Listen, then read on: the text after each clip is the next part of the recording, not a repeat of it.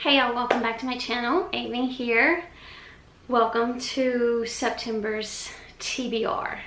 There are so many good books out there right now for spooky season. I'm just kind of tipping my toe into the season. It's still hot as heck over here, but I'm trying to get into the mood of the spookiness.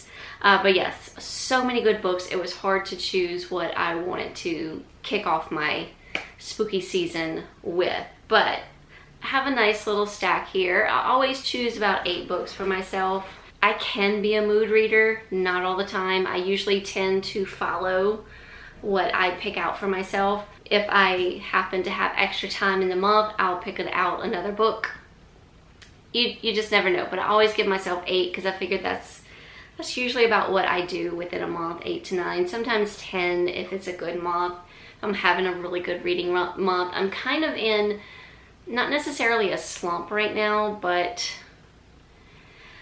I don't know what it is. It's like there's so many books, I don't know what to start with.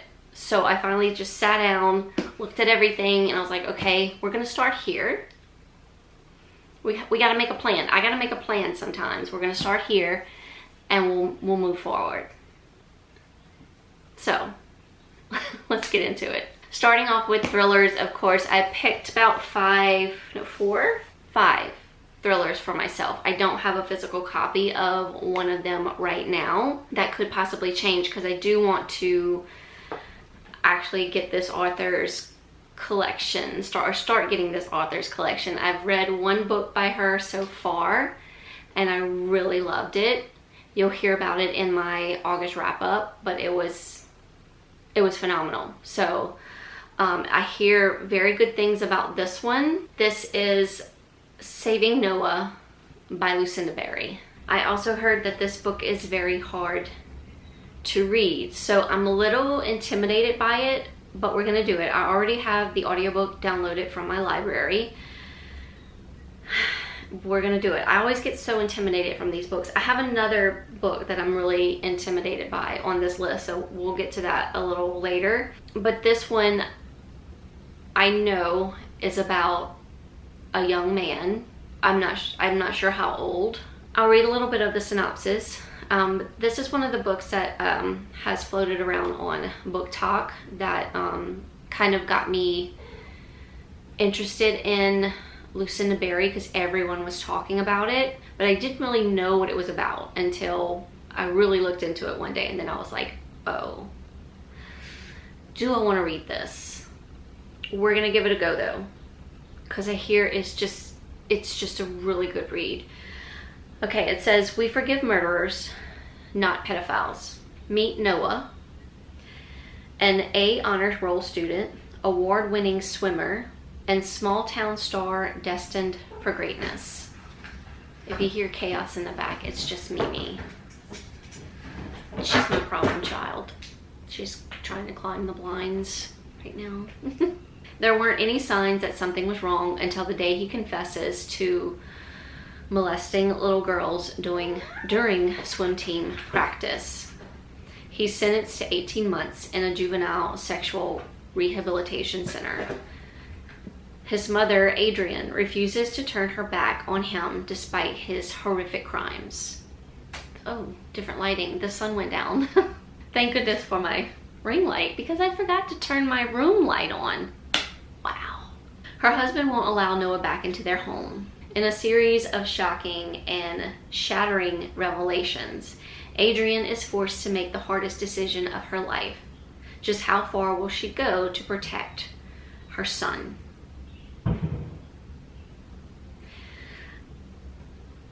We're gonna try it. We're gonna try it. We have light. As always, I want to put Frida McFadden in my lineup just because sometimes after I read a really intense read, usually it's a mild romance, I'm ready for that kind of comfort read. And Frida McFadden, even though it's a thriller, it's like her books are always just so, you can read them quickly, you're very engaged into the story, and you know there's going to be a crazy twist at the end. So it's just fun. So here we have Do Not Disturb. This one says Quinn Alexander has committed an unthinkable crime, so she makes a run for it. I thought I heard something. Mimi, can we stop, please? Don't scratch the walls. She leaves behind her home, her job, and her family and races to the northern border before the police can discover what she's done. But when an unexpected snowstorm forces her off the road, Quinn is forced to take refuge at the broken down, isolated Baxter Motel. I love a great creepy motel story. The handsome and kindly owner, Nick Baxter, is only too happy to offer her a cheap room for the night. Unfortunately, the Baxter Motel isn't quite the safe haven it seemed to be. The motel has a dark and disturbing past, and the dilapidated house across the way, the silhouette of Nick's ailing wife, is always at the window watching. Always a fun time with Frida McFadden. I've been anticipating Holly Jackson's new adult thriller, This Is Not Quite Dead Yet. This is about, I know for sure, I've talked about this book a good bit of times, and to know enough that this is about a young woman who has only a small amount of time left to live. It says, in 7 days, Jet Mason will be dead. Jet is the daughter of one of the wealthiest families in Woodstock, Vermont. 27 years old and back living with her parents, she's still waiting for her life to begin. I'll do it later, she always says. She has time. Until Halloween night, when she is violently attacked by an unseen intruder, suffering a catastrophic head injury. Doctors are certain that within a week, the injury will trigger a deadly aneurysm.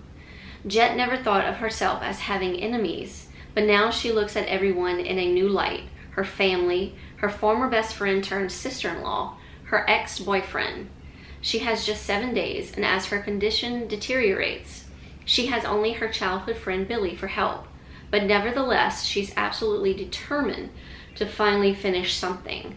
Jet is going to solve her own murder. So while she's on this deathbed, she is going to figure out who put her there. Interesting enough, I've heard good things, I've heard not so good things, but I love Holly Jackson's writing. She's kind of been like a go-to YA author for me. So we're gonna check it out this month. And even though that like the catastrophic event takes place on Halloween night, I couldn't wait. I wanted to read it now. I couldn't wait, but this could definitely be something you could put on your October TBR. Another book I could not wait to get to because I've heard so many good things about it so far. This is Julie Clark's new book, The Ghostwriter. This one, we go back to June 1975. The Taylor family shatters in a single night when 2 teenage siblings are found dead in their own home. The only surviving sibling, Vincent, never shakes the whispers and accusations that he was the one who killed them. Decades later, the legend only grows as his career as a horror writer skyrockets. Ghostwriter Olivia Dumont has spent her entire professional life hiding the fact that she is the only child of Vincent Taylor. Now, on the brink of financial ruin, she's offered a job to ghostwrite her father's last book. What she doesn't know, though, is that this project is another one of his lies, because it's not another horror novel he wants her to write. After 50 years of silence, Vincent Taylor is finally ready to talk about what really happened that night in 1975. I love a good throwback. I love a good throwback. This has given me Michael Myers vibes. Another anticipated thriller. This is also a new release by Stacey Willingham. This is Forget Me Not. This one is a very long synopsis, so we won't read the whole thing, but this says 22 years ago, Claire Campbell's older sister, Natalie, disappeared shortly after her 18th birthday. Days later, her blood was found in a car, a man was arrested, and the case was swiftly closed. In the decades since, Claire has attempted to forget her traumatic past by moving to the city and climbing the ranks as an investigative journalist, until an unexpected call from her father forces her to come back home and face it all anew. Galloway was supposed to be a place to help her move forward, but instead, Claire quickly finds herself immersed in her own dark and dangerous past. So we just have a young woman going back to her town. Things are coming up about her sister. We'll get into it. Moving on to the male romances I chose for my September TBR. I'll go ahead and talk about the one that the only one I have a physical copy of, and this is Ruin My Life. This is by Julie McColgan. I hope I'm saying that right. This is the illustrated copy. I ordered this from Amazon. I will link it down below in case you are interested. But this is the book I was talking about that I am very intimidated to read, because it's, from what I gather, it's very, very emotional. But I love a good, sorry, Mimi's, you know, she's trying to help me work the camera back here. I love a good emotional read, but going into it always kind of gives me the butterflies, like what am I getting myself into? But I can't wait anymore. It's such a beautiful book, and I love all the illustrations. It has illustrations throughout the book, I think. No, nothing throughout the book. I just knew I wanted this cover. Mimi, can we stop, please? So in this one we have Remy and Win. It says, 6 years ago, I made the critical mistake of falling in love with my best friend. Even worse, he fell for me too. But beautiful things are fleeting. The onset of my depression blinded me to the warning signs, and when I needed him most, he vanished with only a cryptic note. So they part ways, and then I believe they find each other again. What you trying to get? Now, as I finish college in the town we swore we'd escape, I'm finding myself more lost than ever. Trying to drown out the misery in my mind, I tag along to a party when the ghost of my past returns, looking as haunted as me. There's more to the synopsis, but I think that's all we need to know about these two guys. They were best friends. They fell in love. There's lots of mental health issues in here. I believe there's also like alcohol abuse and depression and other triggers. You may want to go to Miss Julie McColgan's website to check out your trigger warnings before you get into this book, if need be, if you want to get into this book. If not, I will let you know my thoughts of it at the end of the month. I'm really excited, but very intimidated about it. And of course, I could not wait anymore. This just released, Shadow Man by Nyla K. This is the 5th book in the Alabaster Penitentiary series. If you have not read that series, you should. If you love male romances and you love like emotional reads and crazy circumstances, these guys are in there. They're in a prison. They're in a prison, falling in love with each other. They've done horrific things. It's insane, but it's the best time ever. So I'm really excited to get into the 5th book. I thought about doing like a whole reread, but those books are chunkers, so that's gonna take me a while, and I can't wait. I can't wait. A reread might happen sooner or later, but we're gonna get into the 5th book. For 3 years, I resided in Alabaster Penitentiary, surrounded by the same faces day in and day out. The deranged souls I now call my friends. We eat our meals together, shower together. Hell, we even fool around on occasion. Still, after all that, not one of them truly knows me. I'm a withdrawn hoarder of secrets, a shadow man dwelling on the sidelines, damned to this pit of despair for reasons I still can't accept. Being the outsider in a group of weirdos isn't always fun, but after all, if no one sees me, do I even exist?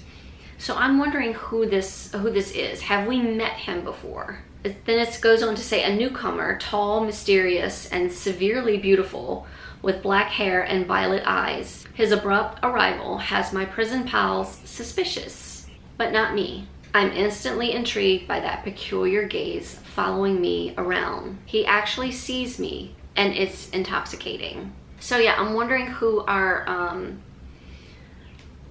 prisoner is. It goes on to say Shadow Man is a dark memo romance set in the world of Alabaster Penitentiary.